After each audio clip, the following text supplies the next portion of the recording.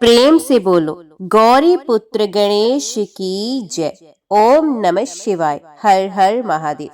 आप सभी को जय मां कंजक चैनल की तरफ से सोमवती अमावस्या की हार्दिक शुभकामनाएं। सोमवती अमावस्या का पवित्र पर्व तब मनाया जाता है जब अमावस्या तिथि सोमवार के दिन पड़ती है। इसे सोमवती अमावस्या या सोमवारी अमावस्या भी कहा जाता है। इस दिन भगवान शिव और माता पार्वती की पूजा अर्चना की जाती है। मान्यता है कि इस व्रत के पालन से सौभाग्य और सुख समृद्धि की प्राप्ति होती है। साथ ही इस दिन पवित्र नदियों में स्नान कर दान पुण्य करने का विशेष महत्व भी होता है। हिंदू पंचांग के अनुसार इस वर्ष की अंतिम सोमवती अमावस्या पोष माह के कृष्ण पक्ष की अमावस्या तिथि को पड़ने वाली है। ये तिथि 30 दिसंबर 2024 को सुबह 4:01 से आरंभ होगी और 31 दिसंबर को सुबह 3:56 पर समाप्त हो जाएगी। ऐसे में उदया तिथि के आधार पर सोमवती अमावस्या 30 दिसंबर यानी कि सोमवार को मनाई जाएगी। आज के वीडियो में आप श्रवण करेंगे सोमवती अमावस्या की पौराणिक व्रत कथा। सोमवती अमावस्या से संबंधित अनेक कथाएं प्रचलित हैं। परंपरा है कि सोमवती अमावस्या के दिन इन कथाओं को सुनने से मन की हर मनोकामनाएं पूर्ण हो जाती हैं। एक गरीब ब्राह्मण परिवार था जिसमें पति पत्नी के अलावा एक पुत्री थी। पुत्री धीरे धीरे बड़ी होने लगी। उस लड़की में समय के साथ सभी स्त्रीचित गुणों का विकास हो रहा था। लड़की सुंदर, संस्कारवान एवं गुणवान भी थी, लेकिन गरीब होने के कारण उसका विवाह नहीं हो पा रहा था।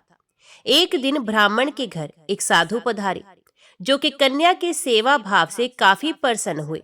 कन्या को लंबी आयु का आशीर्वाद देते हुए साधु महाराज ने कहा कि कन्या की हथेली में विवाह योग्य रेखा नहीं है। ब्राह्मण दंपत्ति ने साधु से उपाय पूछा कि कन्या ऐसा क्या करे कि उसके हाथ में विवाह योग बन जाए। साधु ने कुछ देर सोच विचार करने के बाद अपनी अंतर्दृष्टि से ध्यान करके बताया कि कुछ दूरी पर एक गांव में सोना नाम की धोबी जाति की एक महिला अपने बेटे और बहू के साथ रहती है, जो कि बहुत ही आचार विचार और संस्कार संपन्न तथा पति परायणा है। यदि यह कन्या उसकी सेवा करे और वे महिला इसके शादी में अपने मांग का सिंदूर लगा दे, उसके बाद इस कन्या का विवाह हो तो इस कन्या का वैधव्य योग मिट सकता है। साधु ने यह भी बताया कि वे महिला कहीं आती जाती नहीं है। ये बात सुनकर ब्राह्मण ने अपनी बेटी से धोबन की सेवा करने की बात कही। कन्या तड़के ही उठकर सोना धोबिन के घर जाकर सफाई और अन्य सारे काम करके घर वापस आ जाती। सोना धोबिन अपनी बहू से पूछती है कि तुम तो तड़के ही उठकर सारे काम कर लेती हो और पता भी नहीं चलता। तो बहू ने कहा कि माँ जी, मैंने तो सोचा कि आप ही सुबह उठकर सारे काम खुद ही खत्म कर लेती हैं। मैं तो देर से उठती हूँ। इस पर दोनों सास बहू निगरानी करने लगी कि कौन है जो तड़के ही घर का सारा काम काज करके चला जाता है। कई दिनों के बाद धोबिन ने देखा कि एक कन्या मुंह अंधेरे घर में आती है और सारे काम करने के बाद चली जाती है। जब वे जाने लगी तो सोना धोबन उसके पैरों पर गिर पड़ी और पूछने लगी कि आप कौन हैं और इस तरह छुपकर मेरे घर की चाकरी क्यों करती हैं। तब कन्या ने साधु द्वारा कही गई सारी बातें बताई। सोना धोबिन पति परायणा थी, उसमें तेज था। वे तैयार हो गई। सोना धोबिन के पति थोड़ा अस्वस्थ थे। उसने अपनी बहू से अपने लौट आने तक घर पर ही रहने को कहा। सोना धोबिन ने जैसे ही अपने मांग का सिंदूर कन्या की मांग में लगाया, उसके पति चल बसे। उसे इस बात का पता चल गया। वे घर से निराजल ही चली थी, ये सोचकर कि रास्ते में कहीं पीपल का पेड़ मिलेगा तो उसे भवरी देकर और उसकी परिक्रमा करके ही जल ग्रहण करेगी। उस दिन सोमवती अमावस्या थी। ब्राह्मण के घर मिले पुए पकवान की जगह उसने ईंट के टुकड़ों से 108 बार भवरी देकर 108 बार पीपल की पेड़ की परिक्रमा की और उसके बाद जल ग्रहण किया। ऐसा करते ही उसके पति के मुर्दा शरीर में कंपन होने लगा। पीपल के पेड़ में सभी देवों का वास होता है। अतः सोमवती अमावस्या के दिन से शुरू करके जो व्यक्ति हर अमावस्या के दिन भंवरी परिक्रमा करने देता है, उसके सुख और सौभाग्य में वृद्धि होती है। जो हर अमावस्या को ना कर सके, वे सोमवार को पड़ने वाली अमावस्या के दिन 108 वस्तुओं की भंवरी देकर सोना, धोबिन और गौरी गणेश की पूजा करता है, उसे अखंड सौभाग्य की प्राप्ति होती है। ऐसी परंपरा है कि पहली सोमवती अमावस्या के दिन धान, पान, हल्दी, सिंदूर और सुपारी की भंवरी दी जाती है। उसके बाद की सोमवती अमावस्या को अपने सामर्थ्य के हिसाब से फल, मिठाई, सुहाग सामग्री, खाने की सामग्री इत्यादि की भंवरी दी जाती है। भंवरी पर चढ़ाया गया सामान किसी सुपात्र ब्राह्मण, ननद या भांजे को दिया जा सकता है। अपने गोत्र या अपने से निम्न गोत्र में वे दान नहीं देना चाहिए। कहा जाता है कि महाभारत में भीष्म ने युधिष्ठिर को इस दिन का महत्व समझाते हुए कहा था कि इस दिन पवित्र नदियों में स्नान करने वाला मनुष्य समृद्ध, स्वस्थ और सभी दुखों से मुक्त होगा। ऐसा भी माना जाता है कि स्नान करने से पितरों की आत्माओं को शांति मिलती है। मरीचि के वंशज देवताओं के पितृगण जहाँ निवास करते हैं, वे लोग सोमपत के नाम से विख्यात है।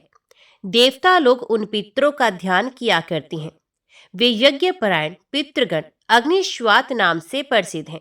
जहाँ वे रहते हैं, वहीं अशोदा नाम की एक नदी प्रवाहित होती है, जो उन्हीं पितरों की मानसी कन्या है। प्राचीन काल में पितरों ने वहीं एक अशोद नामक सरोवर का भी निर्माण किया था। पूर्व काल में अशोदा ने 1 सहस्त्र दिव्य वर्षों तक घोर तपस्या की। उसकी तपस्या से संतुष्ट होकर पितृगण उसे वर प्रदान करने के लिए उसके समीप पधारे। वे सब के सब पितृ दिव्य रूपधारी थे। उनके शरीर पर दिव्य सुगंध का अनुलेप लगा हुआ था तथा गले में दिव्य पुष्पमाला लटक रही थी। वे सभी नवयुवक, बल संपन्न एवं कामदेव के सदृश सौंदर्यशाली थे। उन पितरों में अमावसु नामक पितृ को देखकर वर की अभिलाषा रखने वाली सुंदरी अशोदा व्यग्र हो उठी और उनके साथ रहने की याचना करने लगी। इस मानसिक कदाचार के कारण सुंदरी अशोदा योग से भ्रष्ट हो गई और उसके परिणाम स्वरूप वे स्वर्गलोक से भूतल पर गिर पड़ी। उसने पहले कभी पृथ्वी का स्पर्श नहीं किया था। जिस तिथि को अमावसु ने अशोदा के साथ निवास करने की अनिच्छा प्रकट की, वे तिथि उनके धैर्य के प्रभाव से लोगों द्वारा अमावस्या नाम से प्रसिद्ध हुई। इसी कारण ये तिथि पितरों को परम प्रिय है। इस तिथि में किया हुआ श्राद्ध आदि कार्य अक्षय फलदायक होता है। इस प्रकार तपस्या के नष्ट हो जाने से अशोदा लज्जित हो गई।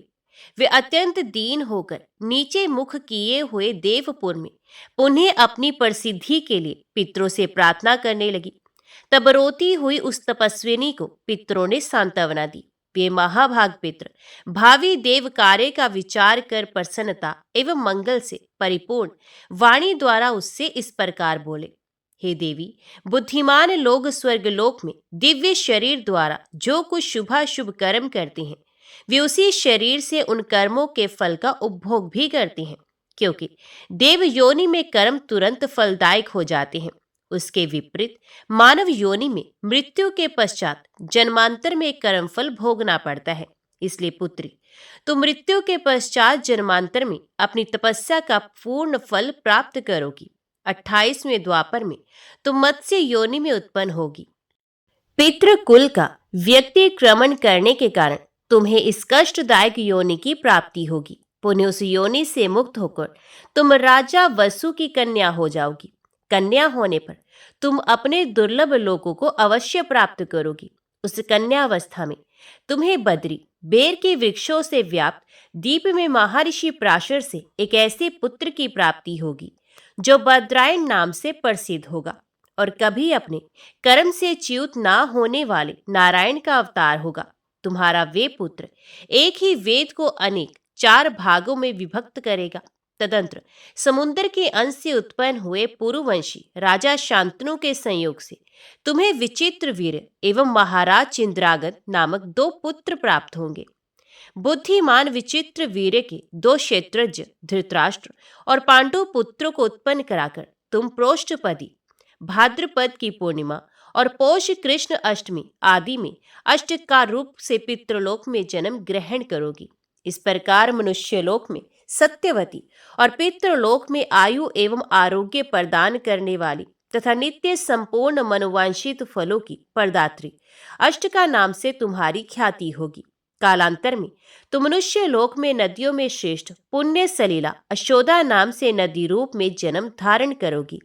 ऐसा कहकर पितरों का वे समुदाय वहीं अंतर ध्यान हो गया तथा अशोदा को अपने उन समस्त कर्म फलों की प्राप्ति हुई जो पहले कहे जा चुके हैं। कुरुक्षेत्र में कौशिक नामक एक धर्मात्मा महर्षि थे। उनके 7 पुत्र थे। उन पुत्रों के नाम कुछ इस प्रकार थे: सवस्रप, क्रोधन, हिंस्त्र, पिशुन, कवि, वागदुष्ट एवं पितृवती।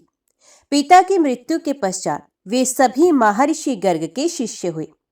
उस समय समस्त लोगों को भयभीत करने वाली महती अनावृष्टि हुई, जिसके कारण भीषण अकाल पड़ गया। इसी बीच वे सभी तपस्वी अपने गुरु गर्गाचार्य की आज्ञा से उनकी सेवा में लग गए। वहां वन में वे सभी भूख से अत्यंत पीड़ित हो गए। जब क्षुधा शांति का कोई अन्य उपाय नहीं सूझा, तब छोटे भाई पितृव्रती ने श्राद्ध कर्म करने की सम्मति दी।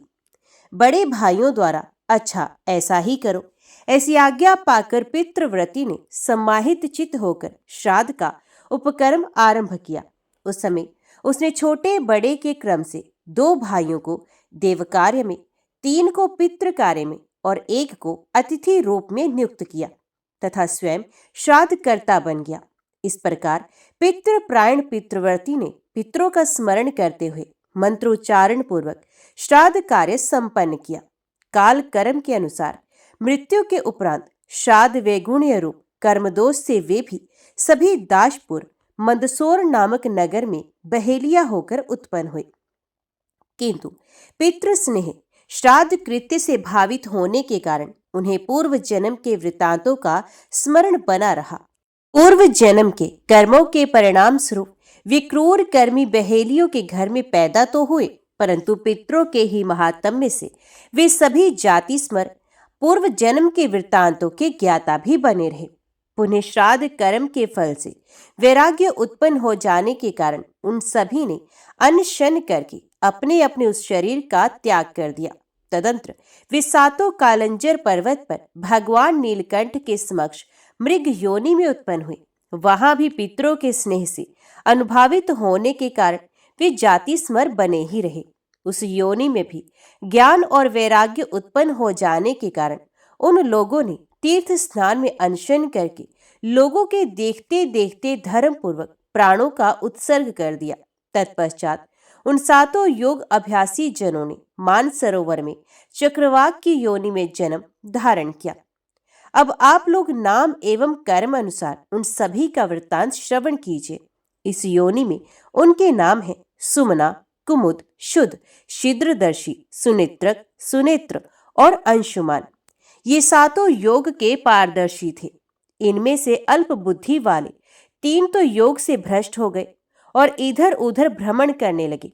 उसी समय एक पांचाल वंशी नरेश, जो महान बल और पराक्रम से संपन्न था तथा जिसके पास अधिक से अधिक सेना और वाहन थे, अपने क्रीड़ा उद्यान में स्त्रियों के साथ अनेकाविध हाव भाव से क्रीड़ा कर रहा था। उस शोभाशाली राजा को देखकर उन जल पक्षियों में से एक को, जो पितृ भक्त श्राद्ध करता पितृव्रती नामक ब्राह्मण था, उसके मन में राज्य प्राप्ति की आकांक्षा उत्पन्न हो गई। इसी प्रकार दूसरे दोनों ने राजा के 2 मंत्रियों को प्रचुर सेना और वाहनों से युक्त देकर इस मृत्यु लोक में मंत्री पद प्राप्त करने की इच्छा व्यक्त की। उनमें जो 4 निष्काम थे, वे सभी श्रेष्ठ ब्राह्मण कुल में पैदा हुए। उन तीनों में से पहला राजा विभ्राज के पुत्र रूप में ब्रह्मदत्त नाम से विख्यात हुआ तथा अन्य 2 कंडरीक और सुबालक नाम से मंत्री के पुत्र हुए। राजा विभ्राज की मृत्यु के उपरांत विद्वान पुरोहित ने ब्रह्मदत्त को राज्य पर अभिषिक्त कर दिया। वे पांचाल नरेश ब्रह्मदत्त प्रबल पराक्रमी, सभी शास्त्रों में परवीन, योगज्ञ और सभी जंतुओं की बोली का ज्ञाता था। देवल की सुंदरी कन्या, जो सनती नाम से विख्यात थी, राजा ब्रह्मदत्त की पत्नी हुई। वे ब्रह्मवादिनी थी। उस पत्नी के साथ रहकर राजकुमार ब्रह्मदत्त राज्यभार संभालने लगा। एक बार राजा ब्रह्मदत्त अपनी पत्नी सनती के साथ भ्रमण करने के लिए उद्यान में गया। वहां उसने काम कलह से व्याकुल एक कीट दंपत्ति चींटा चींटी को देखा। वह कीट, जिसका शरीर कामदेव के बाणों से संतप्त हो उठा था, चारों ओर से चींटी से अनुनय विनय करता हुआ गदगद वाणी में बोला, प्रिय, इस जगत में तुम्हारे समान सुंदरी स्त्री कहीं कोई भी नहीं है। तुम्हारा कट प्रदेश पतला और जंघे मोटे हैं। तुम स्तनों के भारी भार से विनम्र होकर चलने वाली, स्वर्ण के समान गौर वर्णा, सुंदर कमर वाली, मृदु भाषणी, मनोहर हास्य से युक्त, भली भांति लक्ष्य को भेदन करने वाले नेत्रों और जीभ से संवेद तथा गुड़ और शक्कर की प्रेमी हो। तुम मेरे भोजन कर लेने के पश्चात भोजन करती हो तथा मेरे स्नान कर लेने पर स्नान करती हो। इसी प्रकार मेरे परदेश चले जाने पर तुम दीन हो जाती हो और क्रुद्ध होने पर भयभीत हो उठती हो। कल्याणी, बताओ तो सही, तुम किस कारण क्रोध से मुंह फुलाए बैठी हो? तब क्रोध से भरी हुई चींटी उस कीट से बोली, शठ, तुम क्या मुझसे व्यर्थ बकवाद कर रहे हो? अरे धूर्त, अभी कल ही तुमने मेरा परित्याग करके लड्डू का चूर्ण ले जाकर दूसरी चींटी को नहीं दिया है। तो चींटा बोला, वर वारिणी, तुम्हारे सदृश रूप रंग वाली होने के कारण मैंने भूल से दूसरी चींटी को लड्डू दे दिया था। अतः भामिनी, तुम मेरे इस एक अपराध को क्षमा कर दो। सुव्रते, मैं पुनः कभी भी इस प्रकार का कार्य नहीं करूंगा। मैं सत्य की दुहाई देकर तुम्हारे चरण छूता हूं, तुम मुझ विनीत पर प्रसन्न हो जाओ। इस प्रकार उस चींटे का कथन सुनकर वे चींटी प्रसन्न हो गई। इधर चक्रपाणी भगवान विष्णु की कृपा से समस्त प्राणियों की बोली का ज्ञाता होने के कारण ब्रह्मदत्त भी उस सारे वृत्तांत को जानकर विस्मय विमुग्ध हो गए। वे चारों चक्रवाक उसी ब्रह्मदत्त के नगर में एक वृद्ध ब्राह्मण के पुत्र रूप से उत्पन्न हुए थे। उस जन्म में भी वे ब्राह्मण पूर्वत जाति स्मर ही बने रहे। उस समय उनके धृतिमान, तत्वदर्शी, विद्याचंड और तपोत्सुक ये चार नाम थे। वे कर्म अनुसार एक अत्यंत सुदृढ़, उस ब्राह्मण का नाम भी सुदृढ़ था, ब्राह्मण के पुत्र थे। बचपन में ही इन ब्राह्मणों की बुद्धि तपस्या की ओर प्रवृत्त हो गई। तब ये द्विज श्रेष्ठ पिता से प्रार्थना करते हुए बोले, पिताजी, हम लोग तपस्या करके परम सिद्धि प्राप्त करना चाहते हैं।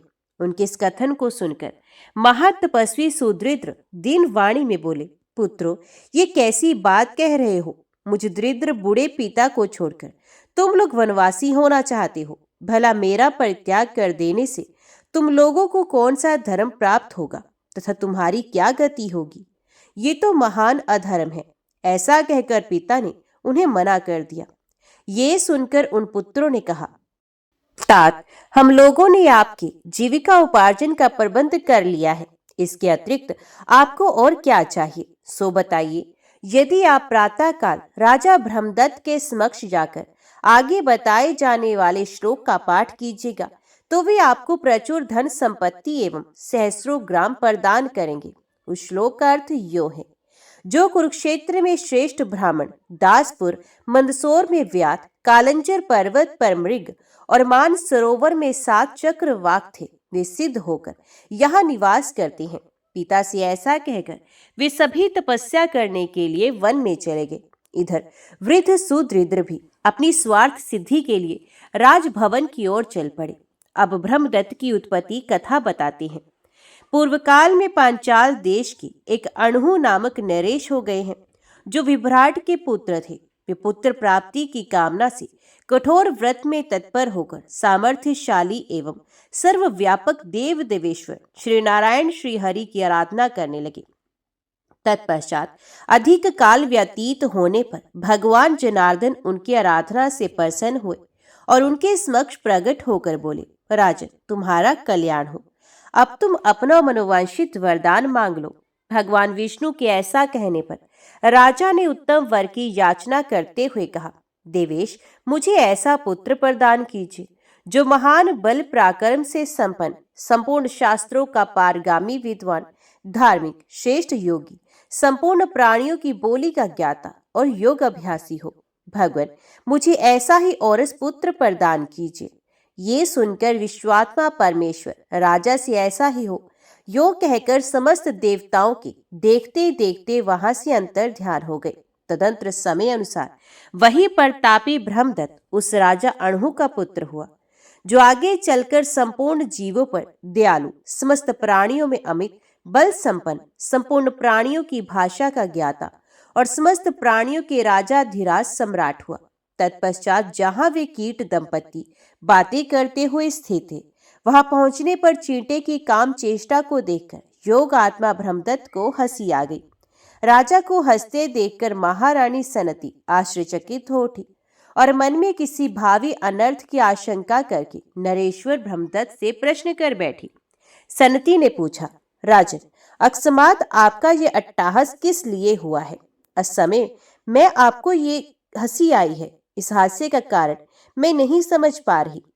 तब राजकुमार ब्रह्मदत्त ने महारानी सनती से चींटे चींटे के उस सारे वार्तालाप को सुनाते हुए कहा, वरानने, इनके प्रेमालाप पूर्ण वचनों को सुनने से मुझे ऐसी हंसी आ गई। मेरी हंसी के विषय में कोई अन्य कारण नहीं है, परंतु रानी सनती ने राजा के उस कथन पर विश्वास नहीं किया और कहा, राजन, आपका ये कथन सरासर असत्य है। अभी अभी आपने मेरे ही किसी विषय को लेकर हास्य किया है, अतः मैं अब जीवन धारण नहीं करूंगी। भला देवताओं के अतिरिक्त मृत्युलोक निवासी प्राणी चींटे चींटे की वार्तालाप को कैसे जान सकता है? इसलिए यहाँ आपने मेरी ही हंसी उड़ाई है, इसके अतिरिक्त और क्या हो सकता है? रानी की बात सुनकर निष्पाप राजा ब्रह्मदत्त कुछ उत्तर ना दे सके। फिर इस रहस्य को जानने की इच्छा से वे श्रीहरि के समक्ष नियम पूर्वक आराधना करते हुए 7 रात तक बैठे रहे। अंत में भगवान ऋषिकेश ने स्वप्न में राजा से कहा, राजन, प्रातः काल तुम्हारे नगर में घूमता हुआ एक वृद्ध ब्राह्मण जो कुछ कहेगा, उसके उन वचनों से तुम्हें सारा रहस्य ज्ञात हो जाएगा। यो कहकर भगवान विष्णु अंतर ध्यान हो गए। तदंतर प्रातःकाल जब राजा ब्रह्मदत्त अपनी पत्नी और दोनों मंत्रियों के साथ नगर से निकल रहे थे, उसी समय उन्होंने अपने समक्ष आते हुए उस वृद्ध ब्राह्मण को देखा, जो इस प्रकार कह रहा था, जो पहले कुरुक्षेत्र में श्रेष्ठ ब्राह्मण के रूप में, दासपुर में व्याध के रूप में, कालंचर पर्वत पर मृग योनि में और मान सरोवर में 7 चक्रवाक के रूप में उत्पन्न हुए थे, वे ही व्यक्ति अब सिद्ध होकर यहाँ निवास कर रहे हैं। ब्राह्मण की ऐसी बात सुनकर राजा शोकाकुल हो अपने दोनों मंत्रियों के साथ भूतल पर गिर पड़े। उस समय उन्हें जाति स्मर्तव पूर्व जन्म के वृत्तांतों के ज्ञातत्व की प्राप्ति हो गई।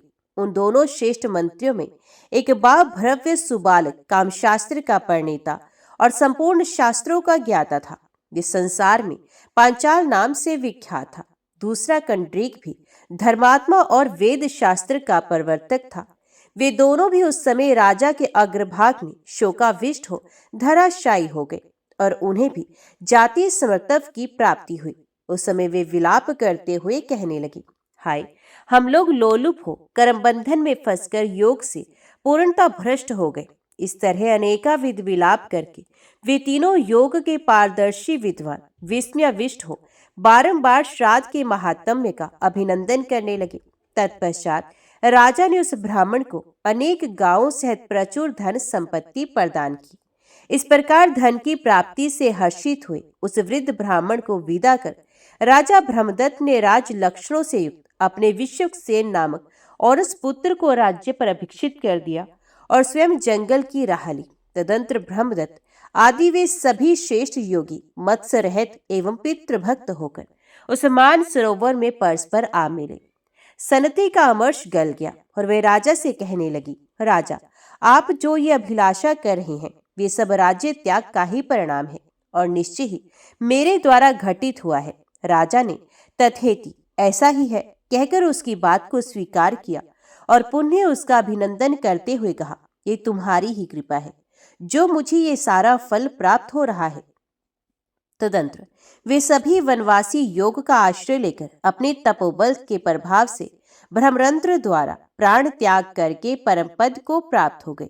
इस प्रकार प्रसन्न हुए पितामह पितृलोक मनुष्यों को आयु, धन, विद्या, स्वर्ग, मोक्ष, सुख, पुत्र और राज्य प्रदान करती हैं। जो मनुष्य ब्रह्मदत्त के इस पितृ महात्म्य को ब्राह्मणों को सुनाता है या स्वयं श्रवण करता है अथवा पढ़ता है, वह 100 करोड़ कल्पों तक ब्रह्मलोक में प्रशंसित होता है। एक समय महामुनि मार्कंडेय जी राजा रोहिताश के यहाँ पधारे और यथा योग्य सत्कार ग्रहण करने के बाद उन्हें कथा सुनाने लगे। कथा के अंत में राजा रोहिताश्व ने कहा, भगवान, मैं श्राद्ध कल्प का यथार्थ रूप से श्रवण करना चाहता हूँ। मार्कंडेय जी बोले, राजन, यही बात आनर्त नरेश ने भद्रयज्ञ से पूछी थी, वही प्रसंग सुनाता हूँ। आनर्त ने पूछा, ब्राह्मण, श्राद्ध के लिए कौन सा समय विहित है? श्राद्ध उपयोगी द्रव्य कौन से हैं? श्राद्ध के लिए कौन कौन सी वस्तुएं पवित्र मानी गई हैं? कैसे ब्राह्मण श्राद्ध कर्म में सम्मिलित करने योग्य हैं और कैसे ब्राह्मण त्याज्य माने गए हैं? भद्रयज्ञ ने कहा, राजन, विद्वान पुरुष को अमावस्या के दिन अवश्य श्राद्ध करना चाहिए। क्षुधा से शीर्ण हुए पितृ श्राद्ध अन्न की आशा से अमावस्या तिथि के आने की प्रतीक्षा करते रहते हैं। जो अमावस्या तिथि को जल या शाक से भी श्राद्ध करता है, उसके पितृ तृप्त होते हैं और उसके समस्त पातकों का नाश हो जाता है। आनर्त ने पूछा, ब्राह्मण, विशेषत अमावस्या को श्राद्ध करने का विधान क्यों है? मरे हुए जीव तो अपने कर्म अनुसार शुभाशुभ गति को प्राप्त होते हैं, फिर श्राद्ध काल में वे अपने पुत्र के घर कैसे पहुंच पाते हैं? भद्रयज्ञ ने कहा, महाराज, जो लोग यहाँ मरते हैं उनमें से कितने ही इस लोक में जन्म ग्रहण करते हैं और कितने ही पुण्य आत्मा स्वर्गलोक में स्थित होती हैं और कितने ही पाप आत्मा जीव यमलोक के निवासी हो जाते हैं। कुछ जीव भोग अनुकूल शरीर धारण करके अपने किए हुए शुभ या अशुभ कर्म का उपभोग करती हैं। राजन, यमलोक या स्वर्गलोक में रहने वाले पितरों को भी तब तक भूख प्यास अधिक होती है जब तक कि वे माता या पिता से 3 पीढ़ी के अंतर्गत रहते हैं। जब तक वे श्राद्ध कर्ता पुरुष के मातामह, परमातामह या वृद्ध परमातामह एवं पिता, पितामह या परपितामह पद पर रहते हैं, तब तक श्राद्ध भाग ग्रहण करने के लिए उनमें भूख प्यास की अधिकता होती है।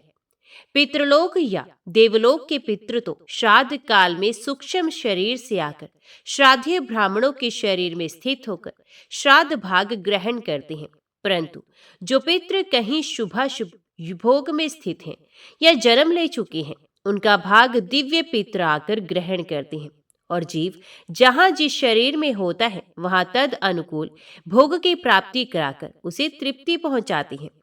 ये दिव्य पितृ नित्य एवं सर्वज्ञ होते हैं। पितरों के उद्देश्य से सदा ही अन्न और जल का दान करते रहना चाहिए।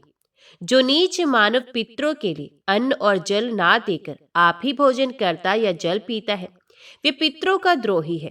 उसके पितृ स्वर्ग में अन्न और जल नहीं पाते हैं, इसलिए शक्ति के अनुसार अन्न और जल उनके लिए अवश्य देने चाहिए। श्राद्ध द्वारा तृप्त किए हुए पितृ मनुष्य को मनोवांछित भोग प्रदान करते हैं। अनर्थ नरेश ने पूछा, ब्राह्मण, श्राद्ध के लिए और भी तो नाना प्रकार के पवित्रम काल है, फिर अमावस्या को ही विशेष रूप से श्राद्ध करने की बात क्यों कही गई है? भद्रयज्ञ ने कहा, महाराज, ये सत्य है कि श्राद्ध के योग्य और भी बहुत से समय हैं।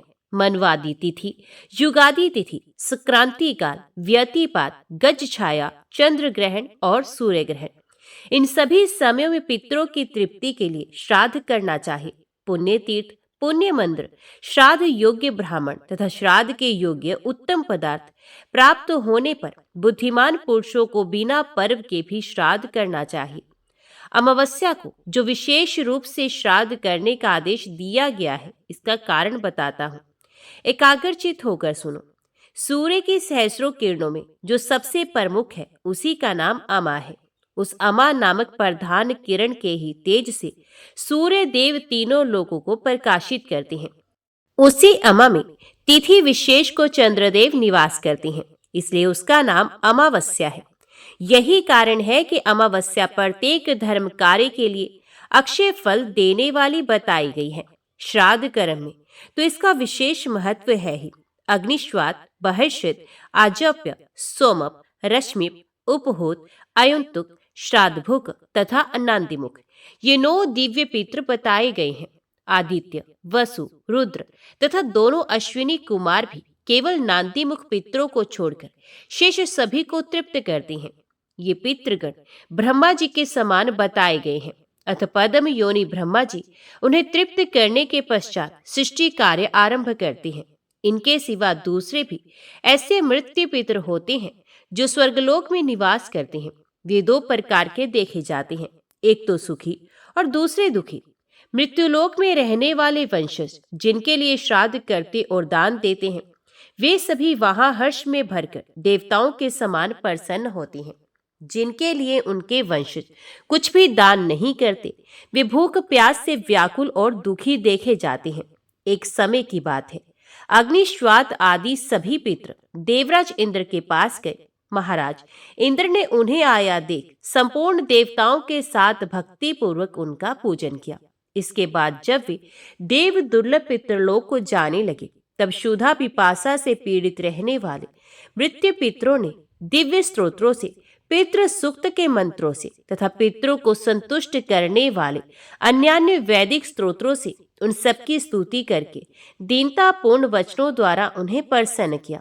तब वे दिव्य पितर प्रसन्न होकर उनसे बोले, सुव्रतो, हम सब तुम लोगों पर प्रसन्न हैं, बोलो तुम क्या चाहते हो। मृत्यु पितृ बोले, दिव्य पितृगण, हम मनुष्यों के पितर हैं। अपने कर्मों द्वारा मृत्युलोक से स्वर्गलोक में आकर देवताओं के साथ निवास करते हैं, परंतु यहाँ हमें अत्यंत भयंकर भूख और प्यास का कष्ट होता है। जान पड़ता है हम आग में जल रहे हैं। यहाँ के नंदन आदि वनों में बड़े सुंदर सुंदर वृक्ष हैं, सब में फल लगे हैं, परंतु उन फलों को जब हम हाथ में लेते हैं और यत्न पूर्वक जोर जोर से खींचते हैं, तो भी वे डाली से टूटकर अलग नहीं होते।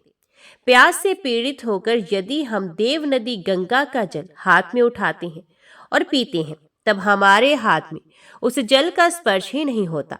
इस स्वर्गलोक में कोई खाता पीता नहीं दिखाई देता, अतः यहाँ का निवास हमारे लिए अत्यंत भयंकर हो गया है। यहाँ जो देवता और ग्रह आदि हैं, ये सब विमान में बैठे हुए पर संचित दिखाई देते हैं। इन्हें भूख प्यास का कष्ट नहीं है। ये अनेक प्रकार के भोगों से संपन्न है। क्या हम सब लोग भी कभी ऐसे हो सकेंगे? भूख प्यास के कष्ट से रहित हो परम संतोष पा सकेंगे? दिव्य पितरों ने कहा, इंद्र आदि केवल दूसरे दूसरे कार्य में व्यग्र होकर जब हमारे लिए श्राद्ध नहीं करते, दान नहीं देते, तब हम लोगों की भी ऐसी ही कष्टपूर्ण दशा हो जाती है। उस समय हम वहां से आकर देवताओं से कहते हैं, प्रार्थना करते हैं। उसके बाद जब वे लोग श्राद्ध तर्पण द्वारा हमें तृप्त करते हैं, तब हमें तृप्ति प्राप्त होती है। इसी प्रकार तुम लोगों के जो वंशज एकाग्रचित हो तुम्हारे लिए श्राद्ध का दान देते हैं, उससे तुम लोग भी क्यों नहीं तृप्त होगे? अपरमादी वंशज पितरों का तर्पण नहीं करते, तब उनके पितृ स्वर्ग में रहने पर भी भूख प्यास से व्याकुल हो जाते हैं। फिर जो यमलोक में पड़े हुए हैं, उनके कष्ट का तो कहना ही क्या। इतना कहकर दिव्य पितरों ने मृत्यु पितरों को साथ ले ब्रह्मा जी के समीप गमन किया और उनकी तथा अपनी शाश्वत तृप्ति के लिए उपाय पूछा। तब ब्रह्मा जी ने कहा, पितरों, यदि मनुष्य पिता पितामह और परपितामह के उद्देश्य से तथा मातामह परमातामह और वृद्ध परमातामह के उद्देश्य से श्राद्ध तर्पण करेंगे, तो उतने से ही उनके पिता और मातामह से लेकर मुझ तक सभी पितृ तृप्त हो जाएंगे। जिस अन्न से मनुष्य अपने पितरों की तुष्टि के लिए श्रेष्ठ ब्राह्मणों को तृप्त करेगा और उसी से भक्ति पूर्वक पितरों के निमित्त पिंडदान भी देगा, उससे तुम्हें सनातन तृप्ति प्राप्त होगी। अमावस्या के दिन वंशजों द्वारा श्राद्ध और पिंड पाकर पितरों को 1 मास तक तृप्ति बनी रहेगी। सूर्यदेव के कन्या राशि पर स्थित रहते समय अश्विन कृष्ण पक्ष पितृपक्ष या महालय में जो मनुष्य मृत्यु तिथि पर पितरों के लिए श्राद्ध करेंगे, उनके श्राद्ध से पितरों को 1 वर्ष तक तृप्ति बनी रहेगी। उस समय शाक के द्वारा भी जो तुम्हारा श्राद्ध नहीं करेगा, वे धनहीन चांडाल होगा। जो मनुष्य उसके साथ बैठना, सोना, खाना, पीना, छूना, छुलाना अथवा वार्तालाप आदि व्यवहार करेंगे, वे भी महापापी माने जाएंगे। उनके संतान की वृद्धि नहीं होगी। किसी प्रकार भी उन्हें सुख और धन धान्य की प्राप्ति नहीं होगी। यदि मनुष्य गया शीर्ष में जाकर एक बार भी श्राद्ध कर देंगे तो उसके प्रभाव से तुम सभी पितृ सदा के लिए तृप्त हो जाओगे। भद्रयज्ञ कहते हैं, राजन, ऐसा जानकर विज्ञ पुरुष को चाहिए कि पितरों को तृप्त करने की इच्छा रखकर वे उक्त समयों में श्राद्ध अवश्य करें। इहलोक और परलोक में उसकी उन्नति चाहने वाले पुरुष को विशेषित गया शीर्ष में जाकर श्राद्ध करना चाहिए। जो मनुष्य अमावस्या के दिन श्राद्ध नहीं करता उसके पितृ भूख प्यास से पीड़ित हो बहुत दुखी होते हैं।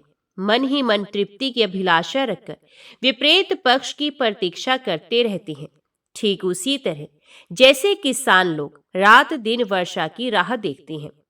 पितृ पक्ष बीत जाने पर भी जब उन्हें श्राद्ध का अन्न नहीं मिलता तब वे जब तक कन्या राशि पर सूर्य रहते हैं तब तक अपनी संतानों द्वारा किए हुए श्राद्ध की प्रतीक्षा करते रहते हैं। उसके भी बीत जाने पर कुछ पितृ तुला राशि के सूर्य तक पूरे कार्तिक मास में अपने वंशजों द्वारा किए जाने वाले श्राद्ध की राह देखते हैं। जब सूर्य देव वृश्चिक राशि पर चले जाते हैं तब वे पितृ दीन एवं निराश होकर अपने स्थान पर लौट जाते हैं। राजन, इस प्रकार पूरे 2 मास तक भूख प्यास से व्याकुल पितृ वायु रूप में आकर घर के दरवाजों पर खड़े रहते हैं। जब तक कन्या और तुला पर सूर्य रहते हैं तब तक तथा अमावस्या के दिन सदा पितरों के लिए श्राद्ध करना चाहिए। विशेष तिल और जल की अंजलि देनी चाहिए। कन्या और तुला में श्राद्ध ना हो तो अमावस्या को अवश्य करें। वे भी ना हो तो एक बार गया जी में आकर श्राद्ध कर दें, जिससे नित्य श्राद्ध का फल प्राप्त होता है। श्री पार्वती जी ने भगवान महादेव से कहा, भगवान, आप सत तत्वों के ज्ञाता हैं।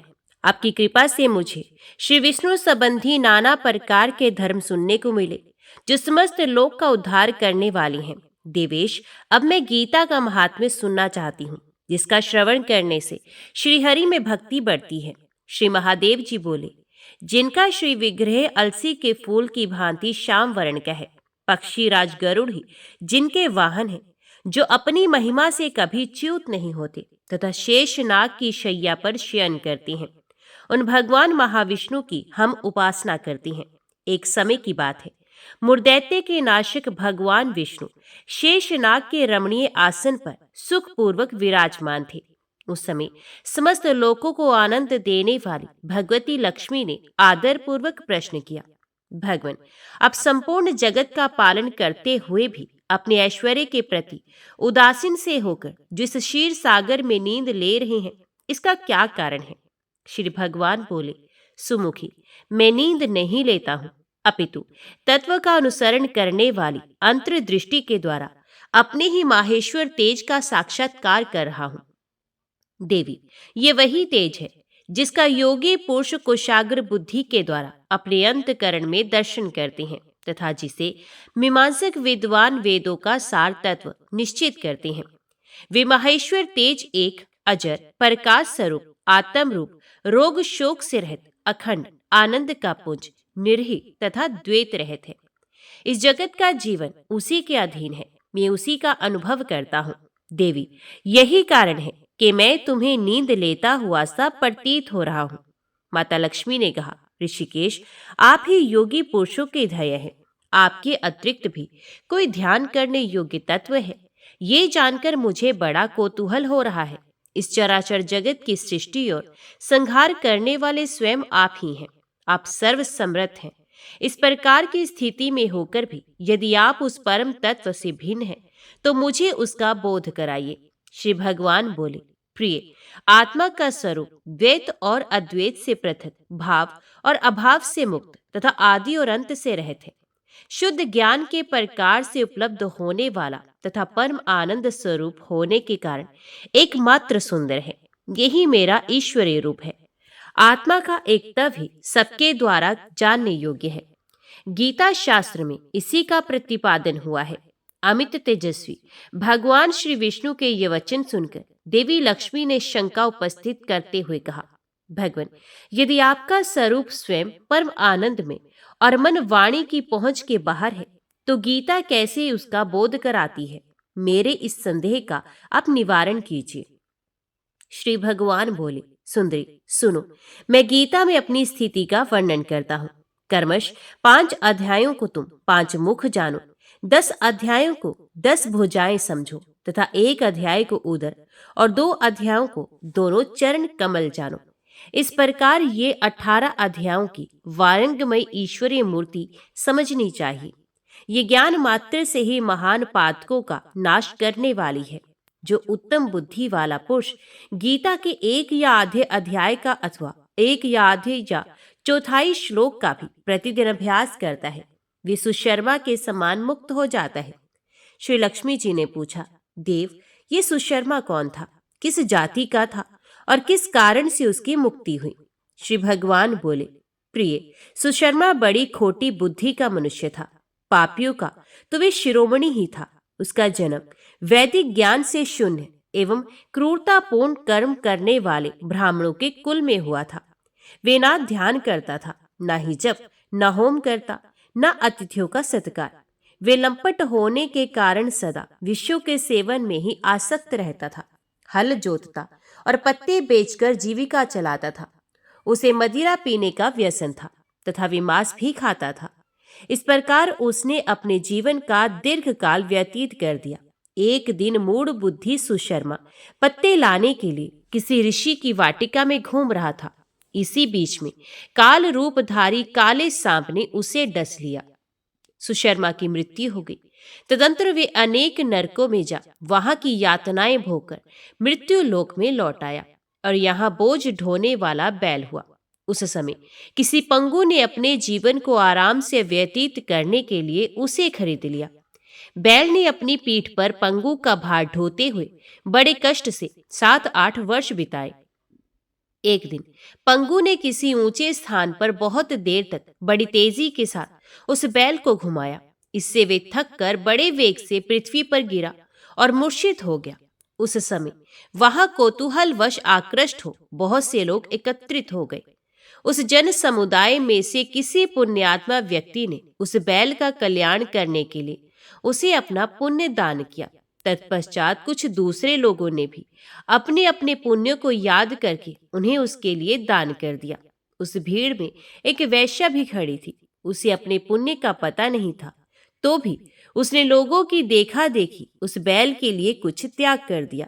तदंतर यमराज के दूत उस मरे हुए प्राणी को पहले यमपुरी में ले गए। वहां ये विचार कर कि ये वैश्या के दिए हुए पुण्य से पुण्यवान हो गया है, उसे छोड़ दिया गया। फिर वे भूलोक में आकर उत्तम कुल और शील वाले ब्राह्मणों के घर में उत्पन्न हुआ। उस समय भी उसे अपने पूर्व जन्म की बातों का स्मरण बना रहा। बहुत दिनों के बाद अपने अज्ञान को दूर करने वाले कल्याण तत्व का जिज्ञासु होकर वे उस वैश्य के पास गया और उसके दान की बात बताते हुए उसने पूछा, तुमने कौन सा पुण्य दान किया था? वैश्य ने उत्तर दिया, वे पिंजरे में बैठा हुआ तोता प्रतिदिन कुछ पढ़ता रहता है, उससे मेरा अंतकरण पवित्र हो गया। उसी का पुण्य मैंने तुम्हारे लिए दान किया था। इसके बाद उन दोनों ने तोते से पूछा। तब उस तोते ने अपने पूर्व जन्म का स्मरण करके प्राचीन इतिहास कहना आरंभ किया। शुक बोला, पूर्व जन्म में मैं विद्वान होकर भी विद्वता के अभिमान से मोहित रहता था। मेरा राग द्वेष इतना बढ़ गया था कि मैं गुणवान विद्वानों के प्रति भी ईर्ष्या भाव रखने लगा। फिर समय अनुसार मेरी मृत्यु हो गई और मैं उन को घृणित लोकों में भटकता रहा। उसके बाद इस लोक में आया। सदगुरु की अत्यंत निंदा करने के कारण तोते के कुल में मेरा जन्म हुआ। पापी होने के कारण छोटी अवस्था में ही मेरे माता पिता से वियोग हो गया। एक दिन मैं ग्रीष्म ऋतु में तपे हुए मार्ग पर पड़ा था। वहां से कुछ श्रेष्ठ मुनि मुझे उठा लाए और महात्माओं के आश्रम के भीतर एक पिंजरे में उन्होंने मुझे डाल दिया। वहीं मुझे पढ़ाया गया। ऋषियों के बालक बड़े आदर के साथ गीता के प्रथम अध्याय की आवृत्ति करते थे। उन्हीं से सुनकर मैं भी बारंबार पाठ करने लगा। इसी बीच में एक चोरी करने वाले बहेलिये ने मुझे वहां से चुरा लिया। तत्पश्चात इस देवी ने मुझे खरीद लिया। यही मेरा वृत्तांत है, जिसे मैंने आप लोगों से बता दिया। पूर्व काल में मैंने इस प्रथम अध्याय का अभ्यास किया था, जिससे मैंने अपने पाप को दूर किया है। फिर उसी से इस वैश्य का भी अंतकरण शुद्ध हुआ है। और उसी के पुण्य से ये द्विजश्रेष्ठ सुशर्मा भी पाप मुक्त हुए हैं। इस प्रकार परस्पर वार्तालाप और गीता के प्रथम अध्याय के महात्म्य की प्रशंसा करके वे तीनों निरंतर अपने अपने घर पर गीता का अभ्यास करने लगे। फिर ज्ञान प्राप्त करके वे मुक्त हो गए। इसलिए जो गीता के प्रथम अध्याय को पढ़ता, सुनता तथा अभ्यास करता है, उसे इस भवसागर को पार करने में कोई कठिनाई नहीं होती। लक्ष्मी, प्रथम अध्याय के महात्म्य का उत्तम उपाख्यान मैंने तुम्हें सुना दिया। अब अन्य अध्याय के महात्म्य श्रवण करो। दक्षिण दिशा में वेद वेता ब्राह्मणों के पुरंदरपुर नामक नगर में श्रीमान देव शर्मा नामक एक विद्वान ब्राह्मण रहते थे। वे अतिथियों के पूजक, स्वाध्यायशील, वेद शास्त्रों के विशेषज्ञ, यज्ञों का अनुष्ठान करने वाले और तपस्वियों के सदा ही प्रिय थे। उन्होंने उत्तम द्रव्यों के द्वारा अग्नि में हवन करके दीर्घ काल तक देवताओं को तृप्त किया, किंतु उन धर्मात्मा ब्राह्मण को कभी सदा रहने वाली शांति नहीं मिली। वे परम कल्याण में तत्व का ज्ञान प्राप्त करने की इच्छा से प्रतिदिन प्रचुर सामग्रियों के द्वारा सत्य संकल्प वाले तपस्वियों की सेवा करने लगे। इस प्रकार शुभ आचरण करते हुए उन्हें बहुत समय बीत गया। तदंतर एक दिन पृथ्वी पर उनके समक्ष एक त्यागी महात्मा प्रकट हुए। वे पूर्ण अनुभवी, आकांक्षा रहित, नासिका के अग्रभाग पर दृष्टि रखने वाले तथा शांत चित्त थे। निरंतर परमात्मा के चिंतन में संलग्न हो वे सदा आनंद विभोर रहते थे। देव शर्मा ने उन नित्य संतुष्ट तपस्वी को शुद्ध भाव से प्रणाम किया और पूछा, महात्मन, मुझे शांतिमय स्थिति कैसे प्राप्त होगी? तब उन आत्मज्ञानी संत ने देव शर्मा को सोपुर ग्राम के निवासी मित्रवान का, जो बकरियों का चरवाहा था, परिचय दिया और कहा, वही तुम्हें उपदेश देगा। ये सुनकर देव शर्मा ने महात्मा के चरणों की वंदना की और समृद्धिशाली सोपुर ग्राम में पहुंचकर उसके उत्तर भाग में एक विशाल वन देखा। उसी वन में नदी के किनारे एक शिला पर मित्रवान बैठा था। उसके नेत्र आनंद तिरेक से निश्चल हो रहे थे। वे अपलक दृष्टि से देख रहा था। वे स्थान आपस का स्वाभाविक वैर छोड़कर एकत्रित हुए परस्पर विरोधी जंतुओं से घिरा था। वहां उद्यान में मंद मंद वायु चल रही थी। मृगों के झुंड शांत भाव से बैठे थे और मित्रवान दया से भरी हुई आनंदमयी मनोहारिणी दृष्टि से पृथ्वी पर मानो अमृत छिड़क रहा था। इस रूप में उसे देखकर देव शर्मा का मन प्रसन्न हो गया। वे उत्सुक होकर बड़ी विनय के साथ मित्रवान के पास गए। मित्रवान ने भी अपने मस्तक को किंचित निवाकर देव शर्मा का सत्कार किया। तदंतर विद्वान देव शर्मा अनन्य चित्त से मित्रवान के समीप गए और जब उनके ध्यान का समय समाप्त हो गया, उस समय उन्होंने अपने मन की बात पूछी। महाभाग, मैं आत्मा का ज्ञान प्राप्त करना चाहता हूँ। मेरे इस मनोरथ की पूर्ति के लिए मुझे किसी ऐसे उपाय का उपदेश कीजिए जिसके द्वारा सिद्धि प्राप्त हो चुकी हो। देव शर्मा की बात सुनकर मित्रवान ने एक क्षण तक कुछ विचार किया। उसके बाद इस प्रकार कहा, विद्वान, एक समय की बात है, मैं वन के भीतर बकरियों की रक्षा कर रहा था। इतने में ही एक भयंकर व्याघ्र पर मेरी दृष्टि पड़ी, जो मानो सबको ग्रस लेना चाहता था। मैं मृत्यु से डरता था, इसलिए व्याघ्र को आते देख बकरियों के झुंड को आगे करके वहां से भाग चला। किंतु एक बकरी तुरंत ही सारा भय छोड़कर नदी के किनारे उस व्याघ्र के पास बेरोक टोक चली गई। फिर तो व्याघ्र भी द्वेष छोड़कर चुपचाप खड़ा हो गया। उसे इस अवस्था में देखकर बकरी बोली, व्याघ्र, तुम्हें तो अभिष्ट भोजन प्राप्त हुआ है। मेरे शरीर से मांस निकालकर प्रेम पूर्वक खाओ ना। तुम इतनी देर से खड़े क्यों हो? तुम्हारे मन में मुझे खाने का विचार क्यों नहीं हो रहा है? तो व्याघ्र बोला, बकरी, इस स्थान पर आते ही मेरे मन से द्वेष का भाव निकल गया। भूख प्यास भी मिट गई, इसलिए पास आने पर भी अब मैं तुझे खाना नहीं चाहता। व्याघ्र के योग कहने पर बकरी बोली, ना जाने मैं कैसे निर्भय हो गई। इसमें क्या कारण हो सकता है? यदि तुम जानते हो तो बताओ। ये सुनकर व्याघ्र ने कहा, मैं भी नहीं जानता। चलो सामने खड़े हुए इन महापुरुष से पूछें। ऐसा निश्चय करके वे दोनों वहां से चल दिए। उन दोनों के स्वभाव में ये विचित्र परिवर्तन देखकर मैं बहुत विस्मय में पड़ा था। इतने में ही उन्होंने मुझे से आकर प्रश्न किया। वह वृक्ष की शाखा पर एक वानर राज रहता था। उन दोनों के साथ मैंने भी वानर राज से पूछा, विप्रवर, मेरे पूछने पर वानर राज ने आदरपूर्वक कहा, अजापाल सुनो, इस विषय में मैं तुम्हें प्राचीन वृत्तांत सुनाता हूँ। ये सामने वन के भीतर जो बहुत बड़ा मंदिर है उसकी ओर देखो। इसमें ब्रह्मा जी का स्थापित किया हुआ शिवलिंग है। पूर्व काल में यहाँ सुकर्मा नामक एक बुद्धिमान महात्मा रहते थे, जो तपस्या में संलग्न होकर इस मंदिर में उपासना करते थे। वे वन में से फूलों का संग्रह करके लाते और नदी के जल से पूजनीय भगवान शंकर को स्नान कराकर उन्हीं से उनकी पूजा किया करते थे। इस प्रकार आराधना का कार्य करते हुए सुकर्मा यहाँ निवास करते थे। बहुत समय के बाद उनके समीप किसी अतिथि का आगमन हुआ। सुकर्मा ने भोजन के लिए फल लाकर अतिथि को अर्पण किया और कहा, विद्वन, मैं केवल तत्वज्ञान की इच्छा से भगवान शंकर की आराधना करता हूँ। आज इस आराधना का फल परिपक्व होकर मुझे मिल गया, क्योंकि इस समय आप जैसे महापुरुष ने मुझ पर अनुग्रह किया है। सुकर्मा के ये मधुर वचन सुनकर तपस्या के धनी महात्मा अतिथि को बड़ी प्रसन्नता हुई। उन्होंने एक शिलाखंड पर गीता का दूसरा अध्याय लिख दिया और ब्राह्मण को उसके पाठ एवं अभ्यास के लिए आज्ञा देते हुए कहा, ब्राह्मण, इससे तुम्हारा आत्मज्ञान संबंधी मनोरथ अपने आप सफल हो जाएगा। यो कहकर वे बुद्धिमान तपस्वी सुकर्मा के सामने ही उनके देखते देखते अंतर ध्यान हो गए। सुकर्मा विस्मित होकर उनके आदेश के अनुसार निरंतर गीता के द्वितीय अध्याय का अभ्यास करने लगे। तदंतर दीर्घकाल के पश्चात अंतकरण शुद्ध होकर उन्हें आत्मज्ञान की प्राप्ति हुई। फिर वे जहां जहां भी गए वहां वहां का तपोवन शांत हो गया।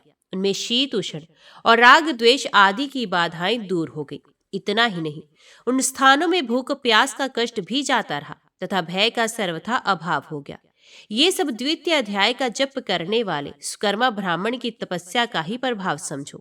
मित्रवान कहता है, वानर राज के यों कहने पर मैं प्रसन्नता पूर्वक बकरी और व्याघ्र के साथ उस मंदिर की ओर गया, जहां जाकर शिलाखंड पर लिखे हुए गीता के द्वितीय अध्याय को मैंने देखा और पढ़ा। उसी की आवृत्ति करने से मैंने तपस्या का पार पा लिया है।